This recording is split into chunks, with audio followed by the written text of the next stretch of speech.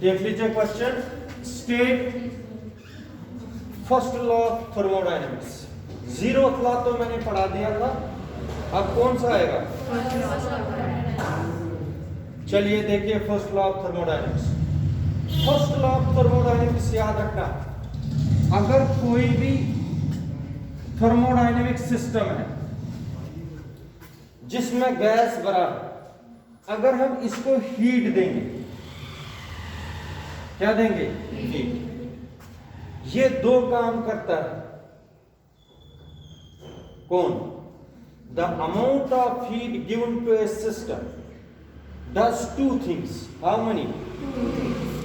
पहला, इस गैस की इंटरनल एनर्जी को चेंज करता है। किसकी एनर्जी? तुम लोगों को पता है, जब मैं हीट करूंगा, जो गैस के मॉलिक्यूल्स होंगे वो तेजी से इधर उधर भागेंगे क्योंकि उनमें एनर्जी आएगी। इसका मतलब हो गया इंटरनल एनर्जी किन की चेंज होगी? Gas molecules. और साथ में क्या होगा? कुछ वर्क डन हो जाएगी। वर्क डन क्योंकि पिस्टन ऊपर नीचे चला जाएगा। तो इसका मतलब हो गया जो amount of heat given to the system does two things. First one is it changes the internal energy of the gas molecules and some work is done by the system on the or by the surrounding on the system. इसी को बोलते हैं first law of thermodynamics. जरा बताओ what is first law of thermodynamics? What is first law of thermodynamics? First law of thermodynamics पहले समझो। First law of thermodynamics states that what is dq? What is dq? The amount of heat given to a system is always equal to what is du? Change in internal energy of the system. Kinetic energy plus potential energy का change होना plus, शाबाश, dw is work done by the system on the surrounding or शाबाश। जरा इसको पढ़ लीजिए आप लोग। इसको जब पेपर में आएगा state first law of thermodynamics, तुम लोग पहले यही लिखना साइड में, तो फिर इसी को स्टेट करना। समझ आया? What is dq? Amount of heat given to the system. What is dq? What is du? What is dw? Work done by the system on the surroundings. करो अब स्टेट। खुशी आएगा स्टेट करना? एक बार मैं बताता हूं फिर आप लोग करो। First law of thermodynamics states that the amount of heat energy given to the system is always equal to the sum of the change in internal energy of the gas molecules of the system and work done by the system on the surrounding or by the surrounding on the system. खुशी करो state. शाबाश बेटा, जल्दी जल्दी। First law of thermodynamics states that the amount of heat energy given to a system is always equal to the sum of change in internal energy of the gas molecules and the work done by the system on the surroundings or the surroundings on the system. शाबाश। अगर आप लोगों को कोई बताएगा state first law of thermodynamics and define internal energy from it. Internal energy किस तरीके से? इंटरनल एनर्जी किस तरीके से आप डिफाइन करोगे? du किसके बराबर होगा? dq माइनस, तो कैसे करोगे define? Internal energy of A system, internal energy of number of gas molecules of a system is defined as the difference between the heat amount of heat energy given to the system and work done by the system on the surroundings. शाबाश बेटा, जरा अपनी words में बना दीजिए। जो जरूरी नहीं है जो मैं आप लोगों को वर्डिंग बोलूंगा वही, लेकिन मीनिंग निकलना चाहिए। शाबाश। Internal energy of a system is defined as the difference between the amount of heat given to the system शाबाश। and the work done by the surroundings on the system or on the system by the surroundings. Difference आप लोगों को जरूरी बोलना है।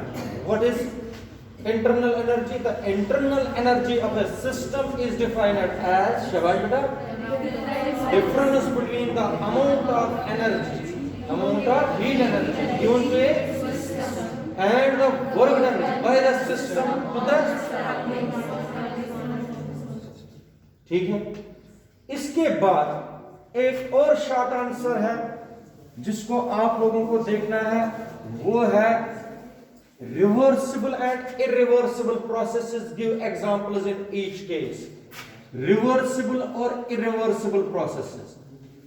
Reversible process और बाद में हम करेंगे irreversible process, दोनों में examples। मैंने ये परसों भी बताया था, साइक्लिक प्रोसेस मैंने बताई थी। रिवर्सिबल प्रोसेस देखो क्या होती है, a process which goes number of stages and after completing the number of stages it retraces its path, and comes back to its initial stage। उसको क्या बोलेंगे बेटा? Reversible process. What is reversible process? A thermodynamic process in which a process completes number of stages, and after completing the number of stages it comes back to its, ऐसी process को क्या बोलेंगे? Reversible process की example पता है क्या है? Conversion of water into ice, और फिर आइस फिर से किस में आएगा? ये किसकी एग्जांपल है? तुम लोगों ने और भी एक प्रोसेस ये केमिस्ट्री में भी पढ़ी है, इलेक्ट्रोलिसिस। क्या? जब हम किसी भी केमिकल सॉल्यूशन में, जैसे NaCl है, कॉपर सल्फेट है, अगर इसमें हम करंट को पास करवाते हैं, क्या कराते हैं? जो केमिकल सॉल्यूशन है ये ब्रेक हो जाता है आयंस में। क्या? जैसे सोडियम क्लोराइड Na+ और Cl नेगेटिव बनता है, तो फिर अगर मैं करंट स्विच ऑफ कर दूंगा, ये फिर से केमिकल सॉल्यूशन बनेगा। तो इसका मतलब है जो इलेक्ट्रोलिसिस है वो भी एग्जांपल किसकी है? शाबाश। अच्छा, a thermodynamic process which completes number of stages and does not come back to it does not retrace its original position, तो ऐसी प्रोसेस को क्या बोलेंगे? इरिवर्सिबल प्रोसेस की एग्जांपल पता है क्या है? Diffusion of gas. Diffusion of gas. अच्छा, आप लोगों को पता है रस्टिंग ऑफ आयरन, जंग लगना आयरन को, वो भी किसकी प्रोसेस है? Water falls from a certain height, ये भी कौन सी प्रोसेस है? शाबाश। Give any two examples of irreversible processes. Diffusion of, it is an irreversible process, या rusting of iron, it is a, याद रखा। जो नंबर ऑफ स्टेजेस को कंप्लीट करने के बाद वापस अपने पाथ रिट्रेस करेगा उसको बोलते हैं रिवर्सिबल प्रोसेस। जो नहीं करेगा उसको बोलते हैं, याद रखा?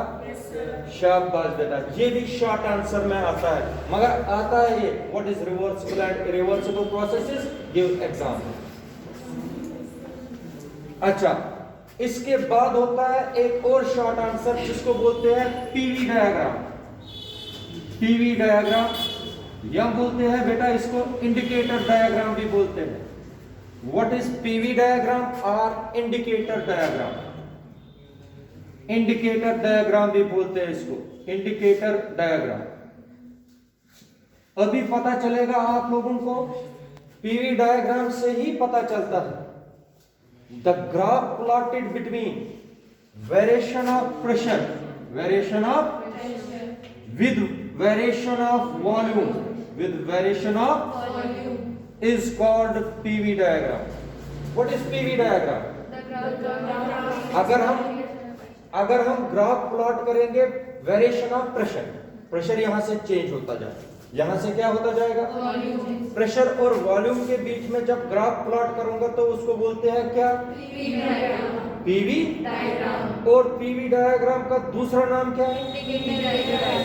Indicator diagram. आप लोगों को 3 में यहां पर बता दूंगा, तीनों का मैं आप लोगों को समझाऊंगा, इसमें क्या क्या मतलब है।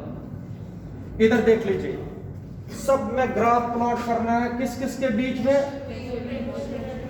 अगर तुम लोगों को पेपर में सिर्फ 1 नंबर का क्वेश्चन आया, व्हाट इज पीवी डायग्राम, तुम लोग क्या लिखोगे? The graph plotted between variation of pressure with variation of volume is called PV diagram. PV diagram is also called indicator diagram.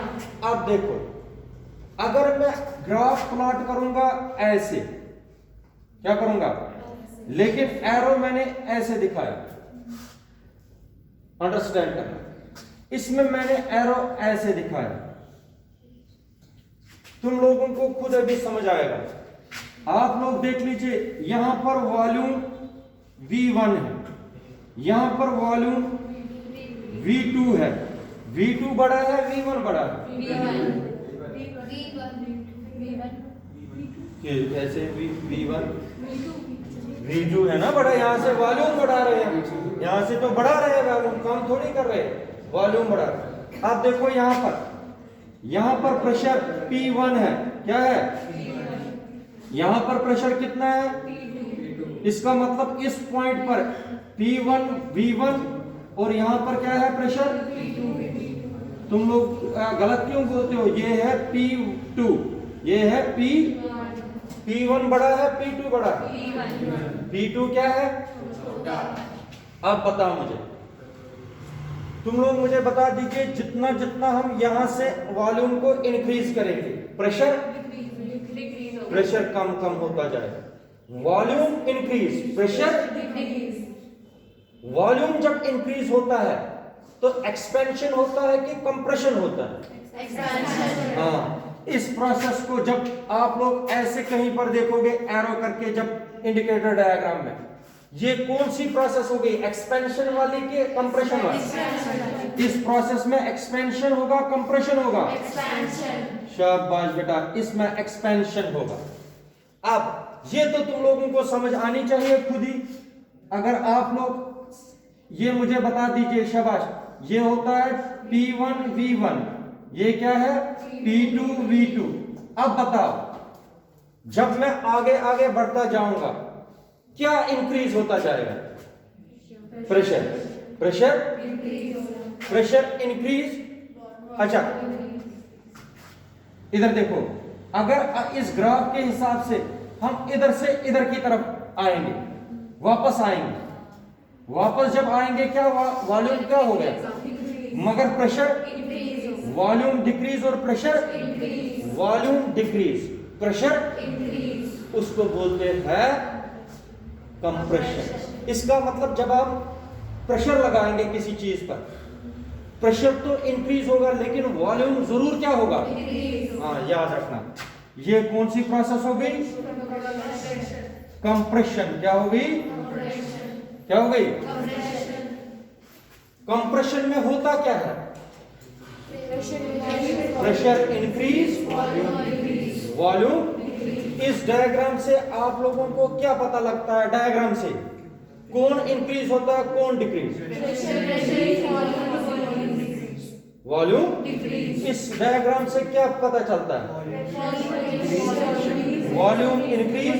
Arrow से देखना है ना, यहां से यहां जब चलेंगे, यहां से यहां जब चलेंगे, तो इस प्रोसेस में क्या होगा? तो कंप्रेशन हुआ कि एक्सपेंशन हुआ? इसमें शाबाश। और एक चीज मैंने आप लोगों को वर्क डन में कराया है, work done by variable force. अगर आप लोग देखोगे, चाहे एक्सपेंशन हो या कंप्रेशन हो, वर्क डन बराबर होता है, याद रखना, वर्क डन बराबर होता है area under the PV graph. Area under the PV graph. Work done किसके बराबर होता है? Area under PV graph. ये मैंने वहां पर भी पढ़ाया है, एरिया अंडर पीवी ग्राफ। जो वर्क डन होगी बराबर वो किसके बराबर होता है? Area under PV graph. ये याद रखना। इन सब को बोलते हैं पीवी डायग्राम। बेसिकली है क्या पीवी डायग्राम या indicator diagram? It is the graph plotted between variation of pressure. शाबाश। इस प्रोसेस, इस डायग्राम पीवी डायग्राम से क्या पता चलता है ये कौन सी प्रोसेस? एक्सपेंशन, ठीक है। इसमें इसमें वर्क डन किसके बराबर होता है? Area under. समझ आया यार? इसको बोलते हैं पीवी डायग्राम। क्या बोलते हैं?